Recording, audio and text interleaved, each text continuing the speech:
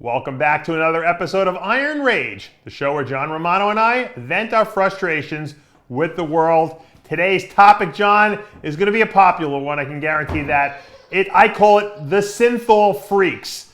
You know, I don't even think it's actually even a good word to use the term synthol. It's the guys that not just enhance their muscles to make themselves look better on stage. It's the guys that go beyond that. The guys that make Valentino look like he was like a wimp. The guys that God knows what they're putting in their bodies, and it's happening a lot down in the Latin American countries. At least I hear specifically Brazil, you see a lot of it, where these guys actually look like they have like balloons under the skin. And I know you've done a couple of feature articles on it. I'm going to get your opinion on it in a minute. But I mean, first of all, do these guys really think this shit looks good? Yes, they do. Well, you know, and I mean, it comes in various stages. I mean, there's these poor guys in Brazil who are doing it. And the other thing you got to remember is there's little to no underlying muscle in these guys. These guys haven't you know, built a physique to hold, you know, the oil. So basically the oil is going like under the skin, and it's getting to, it just makes these big bags, these big pockets. Right. It doesn't resemble anything like the musculature of a bodybuilder. It just looks like they got tits all over. Yeah. Well, it looks like breast implants implanted all over their body, essentially. And you know, from what I understand, some of the people I talk to, it supposedly is like an airplane fuel. I don't know if the whole thing's airplane fuel, but something with the airplane fuel, when it gets into the cell, it's trapped forever and it can't leave. It's like almost like an irreversible like synthol, like, you know, whereas most you know, site injection oils are ultimately broken down by the body and they're absorbed as a fatty acid. This stuff that they're injecting never leaves the muscle or under the skin, like you're saying. Some of these guys have it in the muscle. Some of them have it in the muscle and under the skin. The guy we're looking at now, I mean, he looks like he does work out a little bit, but I mean, he looks absolutely ludicrous. Matter of fact, Valentino looks like Arnold Schwarzenegger compared to these guys, because at least Valentino had real muscle in his body. There's this kid named Justin Jelica or something like that. He's had over 400 surgeries. He's got fake biceps, triceps, delts, lats, glutes, quads, calves. Every single muscle on his body is fake, and it's a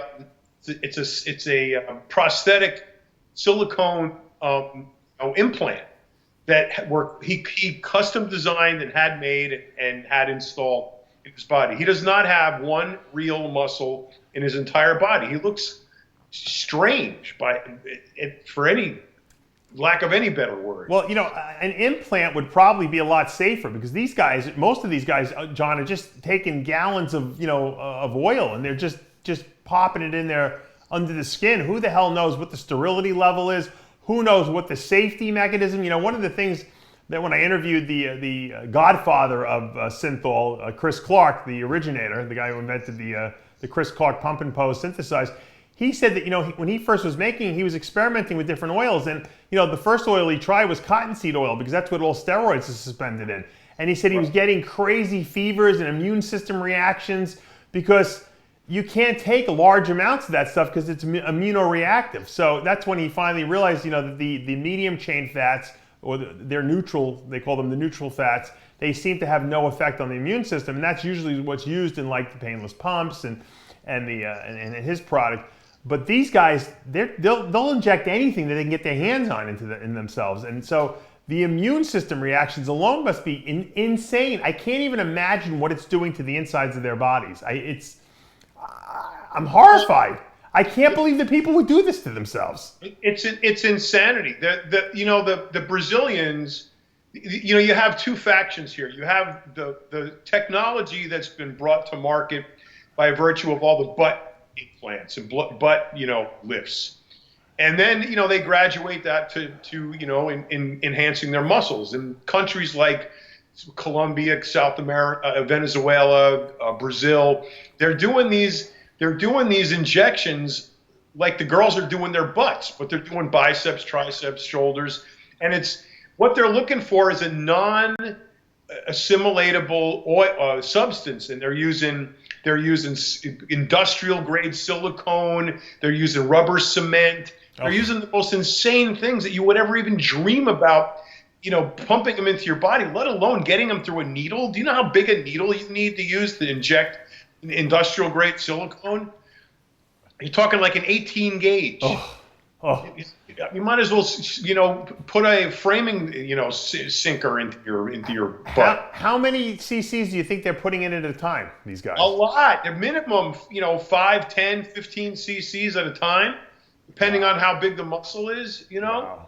So they're just blowing them up with this literally industrial grade, non-pharmaceutical stuff. Infections are rampant. They get these people lose limbs like crazy down there. They get necrosis, they get apoptosis. All the cells die, and they have to get the arm, leg, whatever amputated. Very common down there. Really? And, what's that? I didn't realize that the infection rate was so. I mean, you would think logically it would make sense, but yet you see these people popping up left and right. I mean, I sent Johnny a picture that I saw on Facebook. I couldn't believe it. 3 guys like posing like you thought that they were doing the Olympia. It was like they thought they were like Phil Heath, Kai Green, and Sean Roden on stage. I mean, it was. They are as deluded as delusions can be. And they think they're great, and they're flexing, and thinking they're, doing interviews on TV and showing how big their arms are. You see this guy flexing his arm, his forearm is like 2 inches around, and he's got a 71-inch bicep. It just looks so stupid and out of proportion. But these guys think that they are, Arnold. Now, here's the interesting thing. What are these guys going to do when they get, to be 10 years, 15, 20 years older? I mean, they're going to look horrendous. You can't wear any real clothes, John, because the proportions of these things are outrageous. Surely you are giving them far too great a lifespan than they're going to get. Yeah, that's true. 10 or 15 years is not happening for them. No. In fact, there was a team of doctors, two doctors that took an awful strong, concern over this fake muscle, was going on in South America, knowing full well the problems. I think they were a little obsessed, a little schmoey out of it. I think one of those doctors wasn't straight a day in his life. And they kind of took pity on a couple of these cases and went down there to Brazil and examined them and did MRIs and everything. And one of the guys was just expressing pus and stuff out of his skin had gotten so thin on his shoulder that he was just leaking this oozing pussy shit. They had to operate on it, right then and there. I heard that Steve Bleckman went down on a special glute patrol for the guys that had glute issues. He was there to supervise. Yeah, he would be the expert on call when it comes to developing glutes. On a guy, yeah.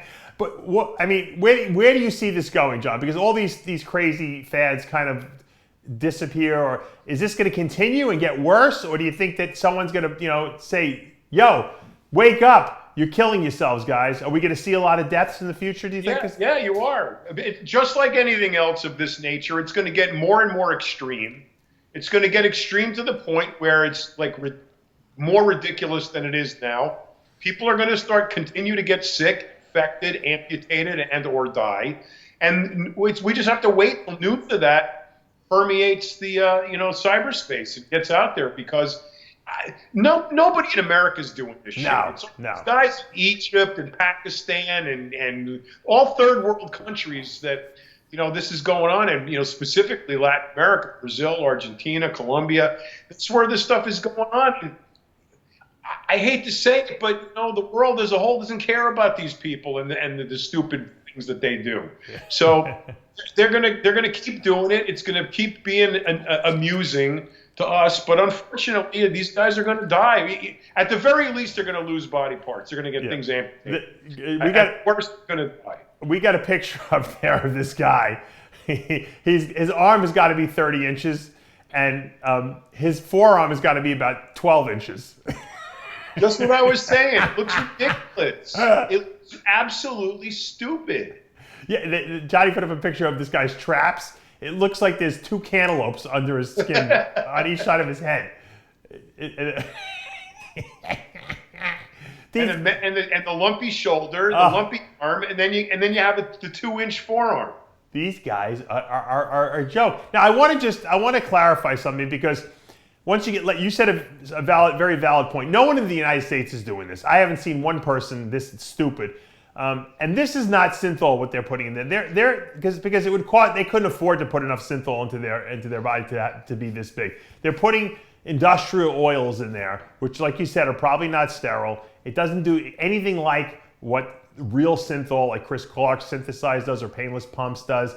Those are oils that are designed to enhance muscle growth, and when they're placed strategically in the right amounts, okay, they look cosmetically maybe indecipherable, okay, if you do it the right way. And a lot of, obviously, bodybuilders use that as enhancement in their biceps, triceps, calves, maybe a little delt. And if they do it right, it looks good. What we're seeing here is the ridiculous, okay, the absolute ludicrous case of this. And the problem that the reason it's bothering me is because it's making us bodybuilders look like it makes it like lumps them with us, because they're looking like us even though they're not bodybuilders, even though they're just like circus acts essentially. So it's casting a bad light on bodybuilding, John, and I don't know, what to do aside from a show like this to try to take away that stigma that's not what bodybuilding is. Well, luckily, the American media is not inundated with this. I mean, right. The majority of it we see, it's on Facebook or on social media, and we're making jokes about it. We're laughing at it, and it's not anything that's going to become a problem here in America. The problem, as you say, as you point out, is that globally, when these stories get out, bodybuilding is getting a bad rap, because there are other countries. We take America for granted here, because we generally don't leave too much. We don't know what's going on in other countries, but bodybuilding in some parts of the world is really, really big. I mean, you guys are rock stars over there, and when you get this kind of news that comes out where these guys are mutilating their bodies in an effort to look like a bodybuilder, it's kind of like very sad commentary on the lack of knowledge that these people have, that they think that they can go ahead and inject industrial grade silicone in an attempt to look like a world-class bodybuilder and live to tell about it. It's just not going to happen. And you're going to see misunderstood, misconstrued news items where, we're going to hear words like bodybuilder dies from having too many muscles. Right. And it's gonna. You're right. It's gonna reflect very badly on us.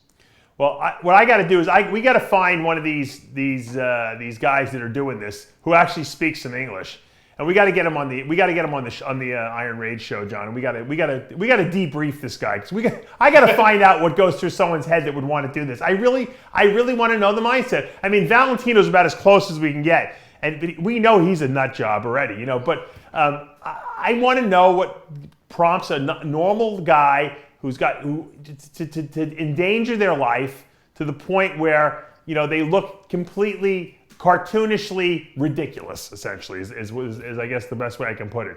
I want to know the mindset of it. You got to remember the mindset. You're looking at it from your mind's perspective. You got to look at it from the third world mind's perspective with no knowledge whatsoever. Here's a great example. I was getting Starbucks in Guadalajara one day, and this kid's making my coffee, and he's probably 18, 19 years old, covered in zits, and he says to me, do you put some kind of cream on your body, some kind of like protein cream? I said, what? How do you make all your muscles come out? You put some kind of cream, word Spanish word for cream. And the girl that's helping him, standing next to him, she punches him in the shoulder and said, "You fucking moron, he works out." Well, yeah, if he goes down to Brazil, he can put cream inside his muscle. Well, yeah, but see, that's the point I'm trying to make is that we take it for granted. When you see a guy with big muscles, we take it for granted that we know the only way to make big muscles is to work out with weights in the gym. Right. There's no other way to do it. These guys, well, first of all, they don't want to work in the gym for years and years and years. They want the body tomorrow. Right. And, why wait? You can just, inject it. Yeah, I think it's they also want it. You might be hit it on the nose. They're a third world country. They have no money. They figure this is the way to fame on the internet. They're going to become big internet celebrities, and people are going to pay them a lot of money because of their massive fake muscles. And I guess they figure that they could, or they just have some kind of body dysmorphia. I'm sure it's a combination of both. All I know is it looks absolutely ridiculous, and I hope anyone out there watching this does not email me and ask me where to get the stuff, okay? Because I don't know. I would not recommend it. You're crazy if you ever do it. We will exile you from the United States if we find that you are doing it. I'm telling you right now. John Romano and I will be in charge of that. Trump is going to appoint us as members of the cabinet to restrict internal oil usage, okay? Anyway. The anti-artificial muscle league. Well, John, have a great weekend. That's going to take us to the end of another episode of Iron Rage, the show where John Romano and I let loose. Dave Palumbo here. See you next time.